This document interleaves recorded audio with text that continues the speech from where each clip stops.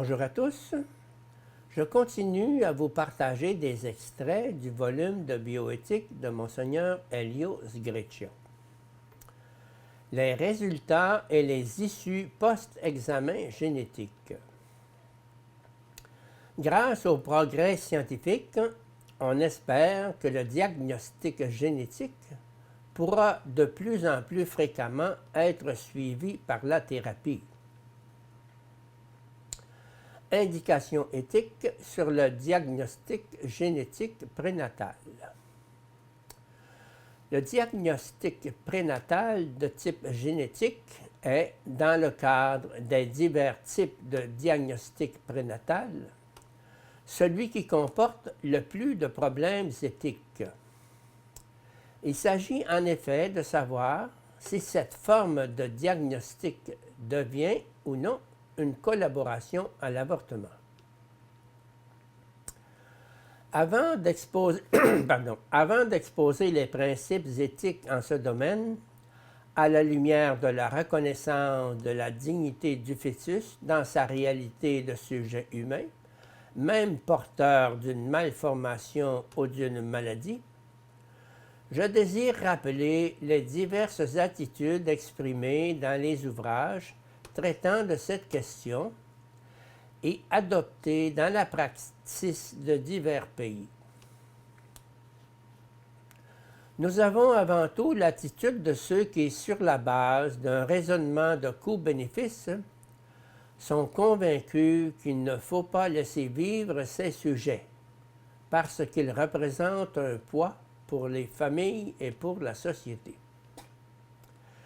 Il est plus économique et moins risqué de porter à terme la maternité et ensuite, dans le cas d'une grave malformation, il est toujours possible de pratiquer l'euthanasie néonatale en s'abstenant d'alimenter le nouveau-né avec l'accord des parents. Le droit à la survie biologique ou physique perd sa raison d'être. Quand cette prise en charge porte un sérieux préjudice au bien-être des autres, ce droit doit céder la place à d'autres exigences plus fortes. Il est très rare de lire des affirmations aussi claires et aussi chargées de cruauté inhumaine. La mentalité de type utilitariste. Afin de prévenir la naissance d'un enfant gravement malformé et la destruction émotive et économique de la famille, l'avortement est, de deux choix malheureux, le moins mauvais.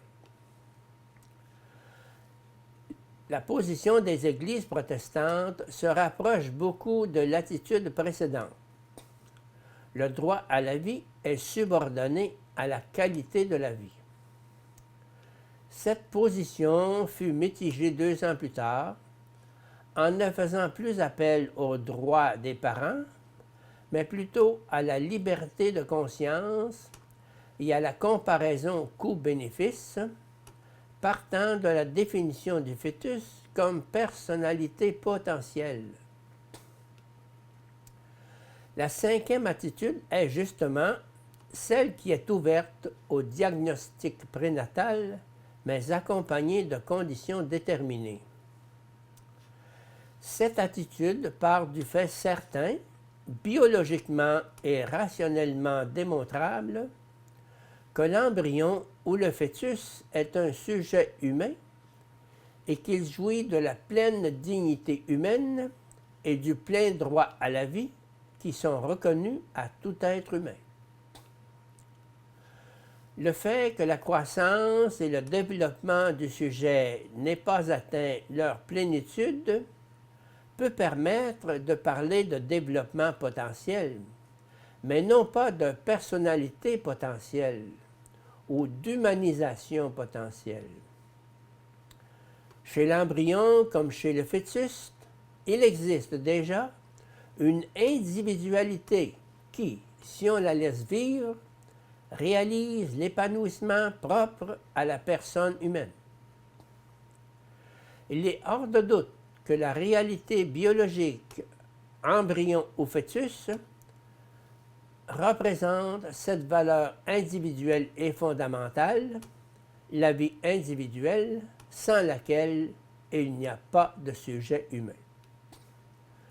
Dans cette réalité, le sujet est biologiquement et ontologiquement défini et représente donc le premier et indispensable fondement sur lequel s'appuient toutes les autres valeurs et tous les autres droits de la personne.